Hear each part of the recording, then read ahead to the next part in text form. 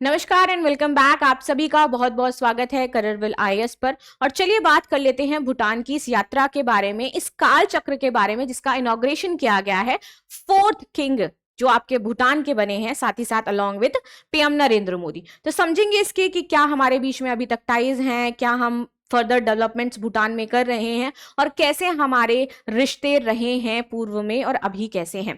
तो इन सारी चीजों के बारे में करेंगे डिटेल में एनालिसिस। मेरा नाम है प्राची मिश्रा। वीडियो अंत तक जरूर देखिएगा, बहुत ही इंपॉर्टेंट टॉपिक हो जाता है। मैंने इसे बहुत ही डिटेल में कवर किया, आपके यूपीएससी सेगमेंट के लिए तो बहुत ही ज्यादा इंपॉर्टेंट है when we talk about the IR segment, right.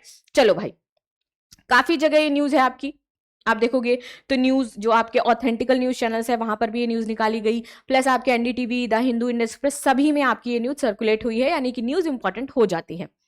आगे आते हैं।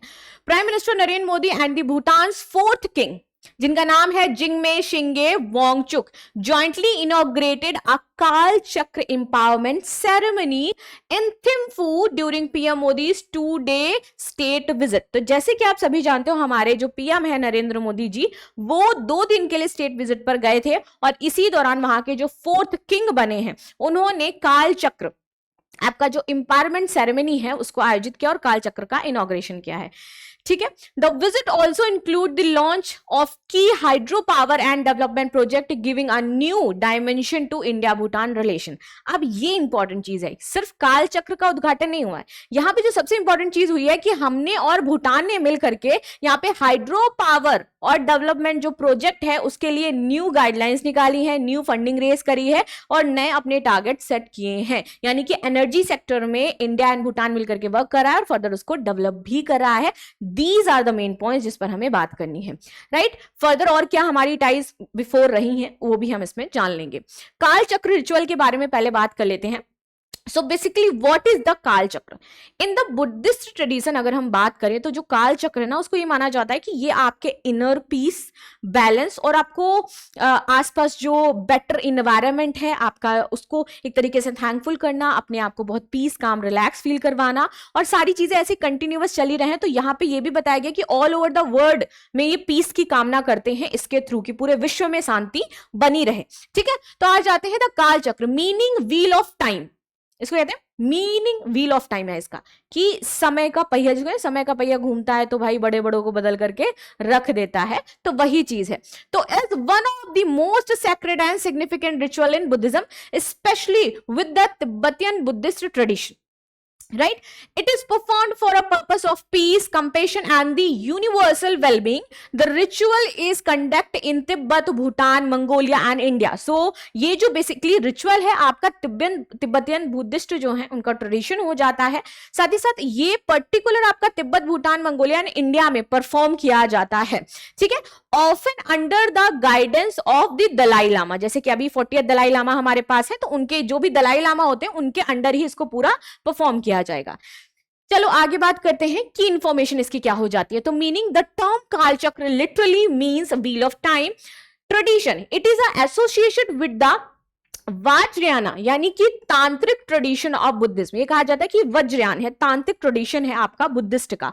ऑब्जेक्टिव क्या होता है? टू अचीव हार्मनी, या हार्मनी चाहते हैं सभी समुदायों के बीच में, देश में, चाहे वो आपके जीव जंतु हो, मनुष्य हो, आपकी जो इन्वायरमेंट है, तीनों के बीच में यहाँ पर संतुलन बना रहे, हार्मनी बनी रहे, सद्भावना बनी रहे, सब जगह शांति की बात करते हैं, ये बैलेंस की बात करते हैं। ये बात करते हैं enlightenment through the enlightenment of inner and outer cycle of human life and the universe. तो ये कहते हैं कि हमें क्या करना है, जो यूनिवर्स है अपने इनर अलाइनमेंट से वो पूरे यूनिवर्स को हमें बहुत पीस के थ्रू रखना है, बैलेंस बना करके रखना है और इसका बेटर तरीके से हमें यूज करना है।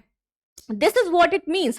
Origin. It is believed that the Lord Buddha himself gave the teaching of the Kal Chakra Tantra, which were later brought to Tibet. इनका कहना है कि ये जो टीचिंग है ये खुद भगवान बुद्ध के द्वारा दी गई है और इसके बाद ये हमारा पूरा ट्रेडिशन तिब्बत में आ गया।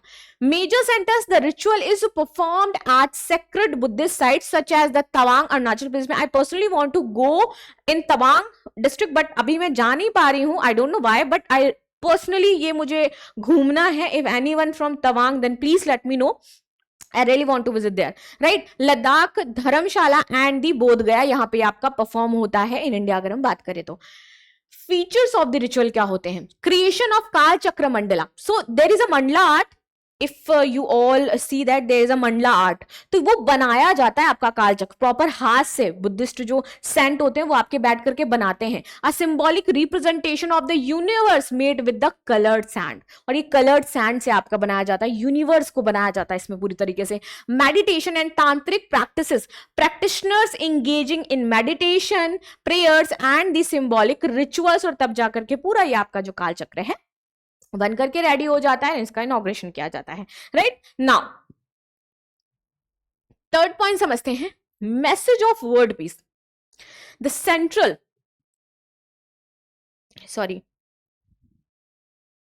The central purpose is to promote compassion and peace among all living beings. Conducted by the Dalai Lama, तो बोला गया है कि ये भाई दलाई लामा के द्वारा ही परफॉर्म करवाया जाता है। Dissolution ceremony, the mandala is dismantled at the end and symbolizing the impermanence. और ये कहते हैं कि लास्ट में इतनी मेहनत से बनाया गया। अब आप सोचो कि आप कोई चीज इतनी मेहनत से बनाओ, इतने रिचुअल से सारे काम आपने किए, लास्ट में ये डिस्ट्रॉय कर दिया जाता है। तो ये आपको बताते हैं कि इम्प्रेजेंस कुछ भी ऐसा नहीं है जो हमेशा रहेगा आपके पास। इसे कहते हैं ये अनित्य तत्व, कि कुछ भी आपके पास नहीं रहेगा। आपको, आप जिस भी चीजों में जितना मेहनत कर रहे हो ना, this is not for long time, it just for particular, जब तक आप काम कर रहे हैं तब तक आपके पास है। तो ये उसकी तरफ आपको मूव करते हैं कि आपको ये बताते हैं कि इतनी मेहनत से हमने इसे कलर किया, हमने बनाया, पूरा संसार, पूरा ब्रह्मांड बनाया, और उसको फिर हम क्या कर देते हैं, खत्म, लास्ट में एंड। तो ये हमें मैसेज देता है इम्परमानेंस का, कि सब कुछ परमानेंट नहीं है, यानी कि चीजें जाएंगी। आज हम यहाँ पे हैं, कल कोई और आएगा, परसों कोई और आएगा, फिर कोई और आएगा, चीजें पर्टिकुलर आपकी चलती रहेंगी। आप एक जगह स्टेबल नहीं हो, आपकी चीजें एक जगह स्टेबल नहीं हो, एज अ पर्सन आप स्टेबल नहीं हो, आप नई चीजें सीखते हो, इधर से उधर, उधर से, मतलब nothing is permanent in this world. सब कुछ चेंज होता है, और आपको किसी भी चीज से लगाव नहीं करना है। अगर आपको लगाव करना है तो आप भगवान से करें, या फिर आप अपने आप से करें, ताकि आप अपने आप को एनलाइटमेंट कर पाए। This is the teaching of this wheel, the time wheel, right. Significance की बात करते हैं। It is not merely a religious ceremony but also a spiritual and philosophical practice, because it's a philosophical thing. जो अभी just मैंने आपको पूरा explain किया, what is that, it's a philosophical, right. Participants experience inner purification, harmony, and the compassion. The ritual convey a universal message of peace, consistency, and coexistence, and the environmental balance. वो बात करते हैं हम सब एक साथ रहते हैं, coexistence को ये बढ़ावा देते हैं। सारा हमारे साथ नेचर भी है, हमारे साथ जीव जंतु भी है, उसको समझिए और बैलेंस बना करके रखिए। इंडिया भूटान रिलेशन ओवरव्यू, कब से शुरू हुए, क्या क्या टाइज हुई। अब आ जाते हैं मेन पॉइंट्स पर हमारे। So India and Bhutan share a relationship often describe as a special friendship. हमारे बीच में स्पेशल फ्रेंडशिप का जो एक टैग है वो दिया गया है कि this is the special friendship जो भी है हमारे बीच में, राइट। नाउ आगे आ जाते हैं। Bhutan located strategically in the Himalayan region has been one of India's closest, बहुत ही क्लोज रिलेशन है हमारे भूटान के साथ, and most reliable partners with the cooperation spanning diplomacy, energy, connectivity, culture and security. वो देखने को मिलेगा। भाई डोकलाम इशू क्या है? Doklam is a tri junction between the China, India and the Bhutan, and हम भूटान को यहां पर क्या कर रहे हैं, सिक्योर कर रहे हैं। Because if you talk about the geographically, the geographical location is in Bhutan, not in China. But what China से? चाइना से कि Doklam is there part, it's not the part of Bhutan, but we agreed that it's a part of Bhutan, that's why हम इन्हें secure करते हैं, security देते हैं, right? Now you understand what I mean to say actual में। The historical background, so India and the Bhutan have enjoyed close ties since independence. India initially support Bhutan in economic development, infrastructure creation and the connectivity. So from very starting we are connected with the infrastructure point of view, economic and the developments, right? Now in 1949, India-Bhutan Treaty of Friendship, India agreed to assist Bhutan in the external affairs and the security. So from 1949, we are just like the guardian of Bhutan, and we like assist them in external affairs and the security. Now in 2007, we revised our relations. In what manner we revised? So see, ensured greater autonomy to Bhutan in its foreign policy while reinforcing mutual respect and the cooperation. Overview the decades, this relationship evolved into a comprehensive multi-sectoral partnership. Now, Doklam dispute. Let's talk about what is the real Doklam dispute and why it's being so unresolved right now, right? So Doklam is a plateau region located near the tri-junction of India, Bhutan and China. What I say? So it's a tri-junction between India, Bhutan and the China, and that's why it is more disputed area, and the dispute is over the time period like more tragically and more like unsolved, and बहुत ज़्यादा problem create हो रही है further in this segment.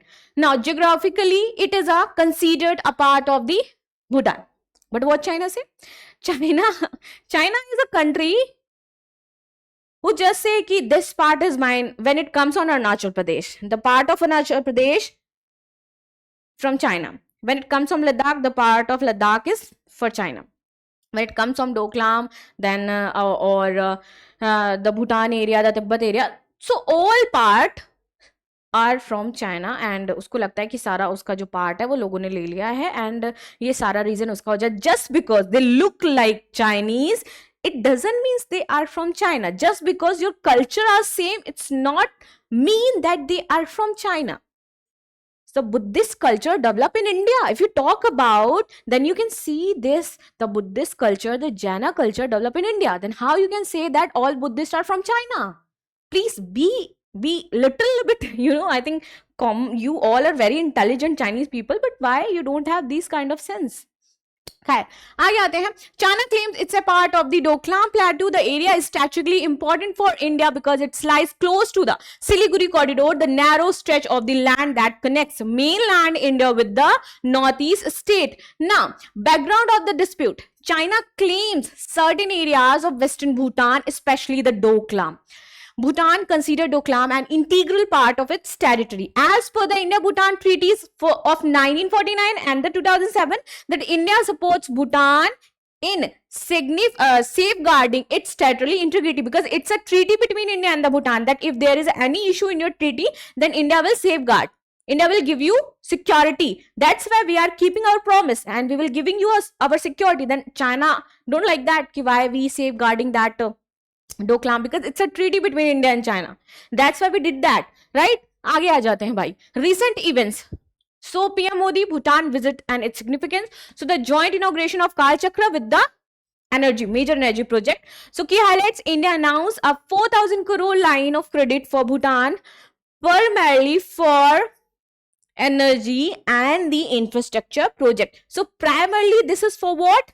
Energy sector. So 4,000 crore we invested in the energy sector and investment and the infrastructure in the Bhutan region, right? Now, आगे आ जाते हैं. Inauguration of 1,020 megawatt Puna Stangchu second hydropower project, a major Indo-Bhutan collaboration. So there is a hydropower project name is Puntangchu second hydropower project, right? PM Modi emphasized that the development and the prosperity of India and the Bhutan are closely interconnected, because this is interconnected and closely interconnected. That's why the visit reformed strategic cooperation in the Himalayan geographical context and especially amid the religious shift. Now, major areas of cooperation. From the till date, what are the major areas where we and Bhutan are collaborate? So first is, this has been the backbone of India's relation. First, hydropower cooperation began 1961. India support major projects like the Chungkha hydropower project 336 megawatt, Tala hydropower project 120 megawatt, and the Puntangchu second 120 megawatt will enhance Bhutan electricity up to about, I think, 40%. This model benefits both. Bhutan gets power export revenue and the India gets clean and reliable energy. That's why we invested 4,000 crore rupees. Now, connectivity and the infrastructure. So, expansion of road network. हम expand कर रहे हैं उसको, right? Border infrastructure and the trade routes. Plans of India-Bhutan rail connectivity improve Himalayan connectivity and boost trade, tourism and the strategic presence. That's why this is very, very important. Now, cultural and spiritual linkages. So, share Buddhist heritage. Strengthens the people-to-people ties. Kala Chakra empowerment is a major spiritual event reflecting cultural affinity and the mutual respect. Regular cultural exchanges and the educational linkages enhance goodwills. So now these are the major areas where we and Bhutan ties up. Now, security and border cooperation, this is the most important, right?